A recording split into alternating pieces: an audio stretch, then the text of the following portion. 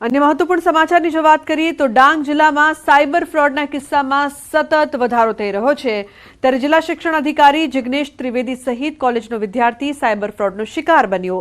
બાળકોને શિક્ષણ આપતા ગુરુ પણ ભેજાબાજની જાળમાં ભેરવાયા અને ₹89,000 જેટલી રકમ ગુમાવી।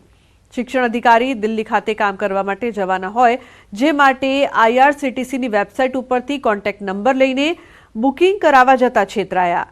આ સાથે વલસાડ કોલેજમાં અભ્યાસ કરતો વિદ્યાર્થી પણ સાયબર ફ્રોડનો શિકાર થતા પોલીસ ફરિયાદ નોંધાઈ।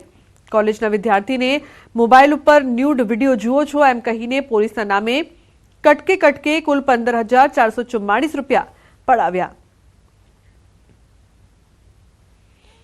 જિલ્લાના શિક્ષણ અધિકારી શ્રી ત્રિવેદી સાહેબ ને કંઈક ટૂરમાં જવાનું હતું તે એમણે IRTCમાં કંઈક એપ્લિકેશન ઉપર પૈસા ભર્યા ₹89,000 અને એ 89,000 કંઈક ચીટિંગથી IRTCમાં જમા થયા નહીં અને બારોબાર ચીટર જે છે એ લઈને જતો રહ્યો છે અને એમના ખાતામાંથી ₹89,000 એમણે ભરી દીધા હતા। એક ગુનો દાખલ કર્યો છે જે આહવા પોલીસ સ્ટેશન ખાતે દાખલ કરવામાં આવ્યો છે। ત્યાર પછી બીજો એક ગુનો જે સુબીર ખાતે દાખલ કરવામાં આવ્યો છે। સુબીર ખાતે જે વ્યક્તિ જે ફરિયાદી વ્યક્તિ છે એને કંઈક ન્યૂડ વિડીયો જોઈ છે એમ કરીને પોલીસ ઇન્સ્પેક્ટરના નામે ધમકાવવામાં આવ્યો અને ધમકાવીને પછી એની પાસેથી લગભગ ₹24,000 લઈને ઓનલાઈન ટ્રાન્ઝેક્શન કરવા જણાવતા એમને એ છોકરા ફરિયાદી છોકરાએ જે છે એ ઓનલાઈન ટ્રાન્ઝેક્શન કરીને આ રીતે એનું ₹24,000 ચીટિંગ થઈ ગયું છે। તો સુરેન્દ્રનગર જિલ્લામાં આવેલ સુપ્રસિદ્ધ યાત્રાધામ ચોટીલા ખાતે લાખોની સંખ્યામાં શ્રદ્ધાળુઓ દર્શનાર્થે આવતા હોય છે ત્યારે એસટી વિભાગ દ્વારા ચોટીલા હાઈવે પર મુસાફરો માટે પિકઅપ સ્ટેન્ડ તો બનાવવામાં આવ્યું છે પરંતુ પિકઅપ સ્ટેન્ડમાં પ્રાથમિક સુવિધાઓ આપવાનું જાણે તંત્ર ભૂલી ગયું હોય તેવું લાગી રહ્યું છે કારણ કે હાઈવે પર બનાવવામાં આવેલા આ પિકઅપ સ્ટેન્ડમાં મુસાફરો માટે બેસવાની વ્યવસ્થા નથી, પીવાનું શુદ્ધ પાણી કે શૌચાલયની સુવિધાઓ નથી। શૌચાલયની સુવિધાઓના અભાવના કારણે ખાસ કરીને મહિલા મુસાફરોને ક્ષોભજનક સ્થિતિનો સામનો કરવો પડે છે તેમજ હાઈવે પર ખુલ્લા આકાશ નીચે મુસાફરોને બસની રાહ જોવાની નોબત આવે છે। આ મામલે તંત્રને રજૂઆત કરાઈ છે છતાં લોકોની રજૂઆત તંત્રના બહેરા કાન સુધી નથી પહોંચી રહી તેવું લાગી રહ્યું છે। એક તરફ સરકાર યાત્રાધામ બોર્ડ અંતર્ગત યાત્રાધામોના કરોડો રૂપિયાના ખર્ચે વિકાસ કરતી હોવાની વાતો કરે છે તો બીજી તરફ ચોટીલા જેવા સુપ્રસિદ્ધ યાત્રાધામમાં હાઈવે પર પિકઅપ સ્ટેન્ડમાં પ્રાથમિક સુવિધાઓ પણ નથી મળતી। સૌરાષ્ટ્રની અંદર જ્યારે નેશનલ હાઈવે નીકળતો હોય એ ચોટીલા સૌરાષ્ટ્રનું પ્રવેશદ્વાર હોવા છતાં સરકાર દ્વારા અહીં ચોટીલા યાત્રાધામની અંદર જ્યારે પિકઅપ સ્ટેન્ડો બનાવવામાં આવ્યા છે આપ પણ જોઈ રહ્યા છો અને ગુજરાતની જનતા પણ જોઈ રહી છે। પૂનમ અને જ્યારે અમારા વાર તહેવાર આવે, જન્માષ્ટમી આવે, નવરાત્રી આવે માતાજીની ત્યારે અસંખ્ય યાત્રિકો આવતા હોય છે પણ સરકાર દ્વારા સુવિધાના નામે અહીંયા મીંડું છે આપ પણ જોઈ રહ્યા છો।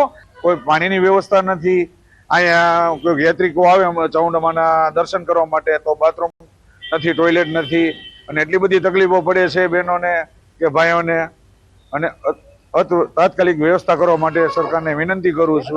સુરેન્દ્રનગર જિલ્લામાં આવેલ સુપ્રસિદ્ધ યાત્રાધામ ચોટીલા સમગ્ર રાજ્ય સાથે દેશના લોકો માટે આસ્થાનું કેન્દ્ર છે પરંતુ યાત્રાધામ ચોટીલા ખાતે હાઈવે પર તંત્ર દ્વારા બનાવવામાં આવેલા પિકઅપ સ્ટેન્ડ પર સુવિધાના નામે માત્ર અને માત્ર લોકો દ્વારા અને તંત્ર દ્વારા આશ્વાસન આપવામાં આવ્યું તેવી પરિસ્થિતિ સર્જાય છે। આપ ટીવી પરના દ્રશ્યોમાં જોઈ શકો છો કે ચોટીલા હાઈવે પરના આવેલા પિકઅપ સ્ટેન્ડમાં કોઈ પણ પ્રકારની સુવિધાનો અભાવ જોવા મળી રહ્યો છે। લોકો માટે ઉભા રહેવા માટે કે બેસવા માટે કોઈ પણ પ્રકારની વ્યવસ્થા નથી।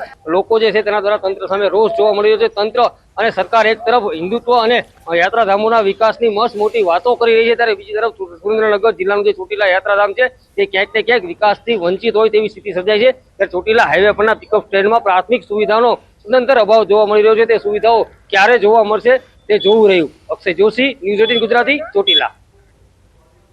તો વડોદરામાં દર વર્ષે નીકળતી શિવજીની સવારીના ખર્ચને લઈને વિવાદ સર્જાયો। રાજ્ય સરકારે વર્ષ 2023ની શિવજીની સવારીના ખર્ચને લઈને હાથ અદ્ધર કરતા કોર્પોરેશન પર ભારણ વધ્યું છે। કોર્પોરેશને 1,05,00,000નો ખર્ચ ચૂકવવાની નોબત આવી છે। શિવજીના સવારીની દરખાસ્ત સંકલનની બેઠકમાં મુલતવી રાખવામાં આવી। મોટી સંકલનમાં દરખાસ્તને લઈને ચર્ચા કરવામાં આવશે। શિવજીના સવારીમાં જો કોર્પોરેશન નાણાં ચૂકવે તો અન્ય યાત્રા કે સવારીમાં પણ ચૂકવવાની નોબત આવી શકે છે। મરાઠી સમાજના અગ્રણી તેવા શિવાજી જયંતીની યાત્રા માટે કોર્પોરેશન પાસે નાણાંની માંગ કરી છે। માંજલપુરના ધારાસભ્ય યોગેશ પટેલની સંસ્થા દ્વારા શિવાજીની સવારી કાઢવામાં આવે છે।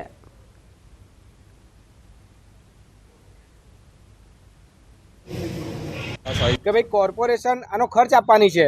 તો આજે મરાઠી તરીકે અમને બી એક એવું લાગ્યું કે ભાઈ હિન્દુ સ્વરાજની સ્થાપના કરનાર જે છત્રપતિ શિવાજી મહારાજ છે એમને અમે જે અહીંયા વડોદરા ખાતે જે મોટા પાયે જે નાના નાના મંડળો હોય કે મોટા મંડળો હોય એ જે રીતની શોભાયાત્રા કાઢતા હોય છે તો પછી અમને એક આસ્થા એવી છે કે ભાઈ કોર્પોરેશન અમને પણ ખર્ચો આપે.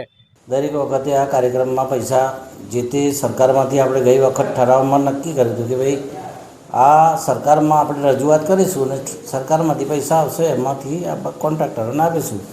સરકારમાં આ લોકો સંસ્થાએ કંઈ રજૂઆત કરી નથી અને પૈસા કોર્પોરેશનને મળ્યા નથી. સ્ટેન્ડિંગ કમિટી અથવા તો આ મોટી સંકલન એ રાજ્ય સરકાર પાસેથી ફંડ માંગણી કરેલી છે. જે રાજ્ય સરકાર પાસેથી ફંડ સ્ટેન્ડિંગના સભ્ય તરીકે અથવા તો સ્ટેન્ડિંગ કમિટી કદાચ એ મેનેજ નથી કરી શકતી. તો એ મોટી સંકલનમાં જ્યારે ધારાસભ્યો અને સાંસદ અને શહેર પ્રમુખને બધા હોય તો એ લોકો નક્કી કરીને એ લોકો ડિસિઝન લેશે. સવારીમાં 1 કરોડ 5 લાખનો ખર્ચો હતો, જેમાંથી અમુક ખર્ચાનું તસલમાત લઈને ચૂકવણું કરી દેવામાં આવ્યું છે. રાજ્ય સરકારને ગ્રાન્ટ મળવાની અપેક્ષાએથી લગભગ 2023ની સ્ટેન્ડિંગમાં કામને મંજૂર કરવામાં આવ્યું હતું. હજુ 88 કરોડના ચૂકવણા જે તે એજન્સીને કરવાના બાકી છે, પરંતુ 88 લાખ રૂપિયા